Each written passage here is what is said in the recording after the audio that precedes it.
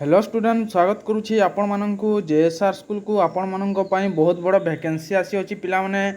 High school तरफ रो ठीक अछि ओडिशा हाई स्कूल तरफ रो आपण माननक पई पियन रिक्वायरमेंट आसी अछि पिला माने आपण माने देखि पारुतबे school and mass education department तरफ रो एटा आसी अछि पिला माने आपनकर परमानेंट जॉब टी रहिबो ठीक अछि चलंतु फुल नोटिफिकेशन टा रीड करबा कोन अछि कोन नै पूरा टोटल देखिबा देखंतु आपनकर ए जो स्कूल एंड मास एजुकेशन जो करूची पिला माने रिक्वायरमेंट करूची ठीक अछि आपनकर टाइप ऑफ जॉब परमानेंट रहिबो कैटेगरी आपनकर ओडिशा गवर्नमेंट जॉब आसु अछि ठीक अछि नेम ऑफ द पोस्ट देखंतु पिला माने आपनकर पियन एवं क्लर्क दुईटा पदवी पई ए वैकेंसी आसीबो पिला माने टोटल पोस्ट आपनकर 11050 टी अछि पिला माने रखा आइची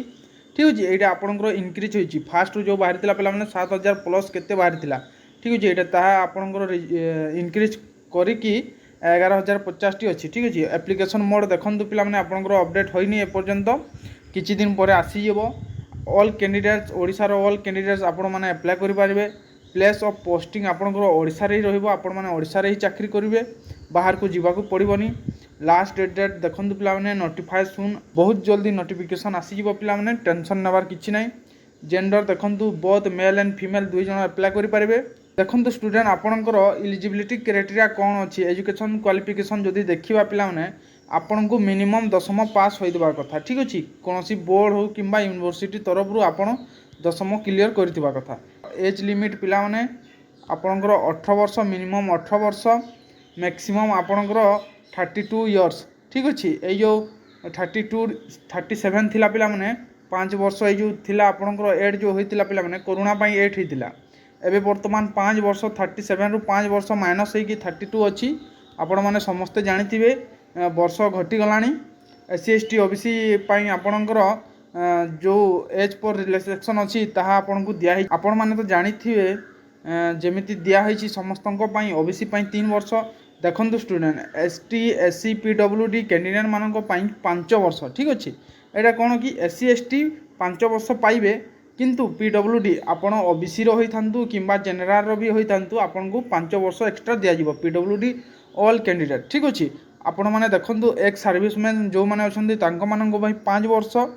एवं पीडब्ल्यूडी प्लस एससी एसटी ठीक अच्छे ये आपंकर एससी एसटी सेपरेट मेंशन कराई 15 वर्ष ठीक अच्छे आपण मैंने देखिपे सैलरी अपडेट सुन लिखाई बहुत जल्दी सैलरी भी आपंकर बतई दिज्व सिलेक्शन प्रोसेस देखो पे मात्र 2टा स्टेज रे आपंकर सिलेक्शन रखाई गोटे रिटन एग्जामिनेशन ठीक अच्छे और आपंकर डॉक्यूमेंट्स वेरिफिकेशन 2टारे आपंकर हो सक्सेस हो आपंकर फी जदि कहवा पिला माने फी देखो आपंकर कौन फी देवाक आपको पड़ो ना ये ठीक अच्छे एससी एसटी हो कि ओबीसी जनरल जी भी जो कैटेगरी आसुँच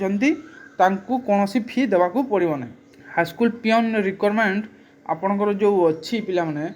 क्वालिफिकेशन सर्टिफिकेट आपण पाखरे 10th कि +2 कि +3 आप जिते भी पाठ पढ़ी पिला माने आपण अप्लाई करें ठीक अच्छे देखो स्टूडेंट आपणकर इम्पोर्टाट डेट एपर्यंत आसी ना अपकमिंग मंथ रे आपणकर आसीजिवो एटा मे चलुची जून किंबा जुलाई रे आपणकर एटा नोटिफिकेशन दे दिया ठीक अच्छे आपण माने भल भाव पढ़ा पढ़ी करंतु आपणकर हाईस्कूल पियन पई बहुत वैकेंसी अच्छी पिला माने 11050 टी अच्छी वैकेंसी बारंबार वैकेंसी आसी न थाए ठीक अच्छे भल भाव पढ़ापढ़ी करूँ मिलवा नेक्स्ट वीडियो रे जय हिंद वंदे मातरम।